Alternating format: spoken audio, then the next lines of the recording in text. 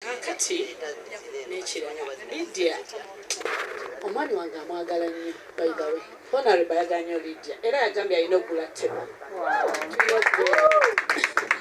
Kati Lydia bwe yakuba akayimba ke akasooka ne just steady mami tayagala bannange omwa akaana kayimba akaana kagenda kubeera kasita kagenda kuyimba nnyo ne mugamba ate kinyambye nnyo nti oba omwagala ate nga nange mwagala ebisusse awo kirabika kijja kukwatagana n'amala bwe yaleese first born nenga bannange omwana akinkoledde kachalenje ako nenga naye kankole ne first born wange honorable kuba saagala nange kunzizaako bannange yadde nkuzeemu naye ate saagala kunzizaako mba first born. So ate nga ndi baby kituufu kakati akayimba ako katukoze mulungi twagamba dda naye Jazimine lwaki takola concert ki naye mukama mulungi nti Jazimine yadde besides the nyimba zaalina yayongeddeko oluyimba ate olunene nnyo bane tewali nsonga lwaki bannayuganda tetuwagira omwana ono kubanga ennyimba ayina ate nga yayongeddeko. Ekigambo ekirala ku bayimbi abato ngenda kwetoola nnyo ku Jazimine. Jazimine simulabyemu simulabangako mu ntalo simanyi nze simulabangako ng'ali mu ntalo ate ng'abayimbi abato bw'oba towegendereza abannamawulire mumanyi bakozesa ensobi bambi naye takolanga ku nsobi.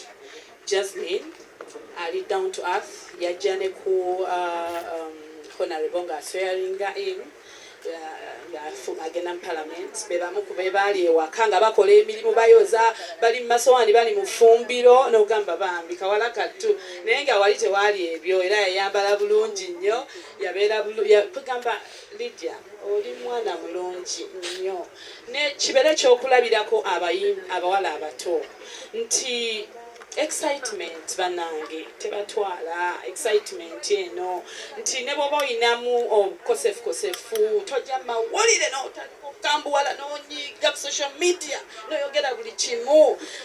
Social media eyinza otutambuzaamu obubi lwansonga nti abayimbi tubeera ne pressure eya social media.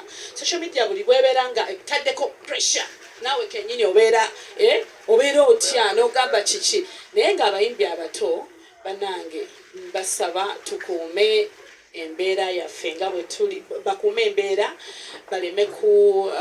baleme kugenda nnyo kumanya buziina like oba kyentegeeza mu kitegedde like buli lwobeera nga yadonyiize please obusungu bucontrolling ate nze am always there bw'oba oyina kyoweebuuzaako nze ndi mami wa bonna mu industry I'm there bw'oba oyina Lydia whenever you want me I'm there whenever you need me I'm always there Nyonyo ngera bw'otera okukola. So kyembasaba bannange sijja kwogera bingi mbasaba akaana kattu kano ka first born tukawagire na mutima gumu n'abayimbi abalala abato Karo Kasita yakola I was so happy for you ate n'obeera nga otuzaalira ne kabebi ebintu tuwe bityo birungi apia pounds likulaba naawe ojja have a peace.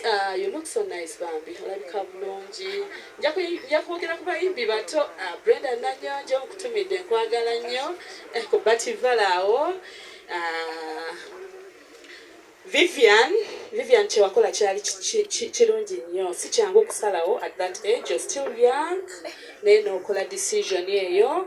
I wish you luck with your husband. Njagala nnyo mukuumagane bambi mubeere nga ffe. Natalia webale tukolera naawe embaga egyo emyaka si myangu kusalawo. It's not easy. Prima nkulamusiza mukwano mwanyinaze nkulamusiza sebo mukulu galubindi ezo nzaagala bambi mwebale bannamawulire mwebale nnyo mwebale kubeerawo Jazimine nze sinnalabako bannamawulire bangi mukolo gwonna nga bano kitegeeza Lydia kalina bambi empisa akantu kalungi. Thank you so much bambi.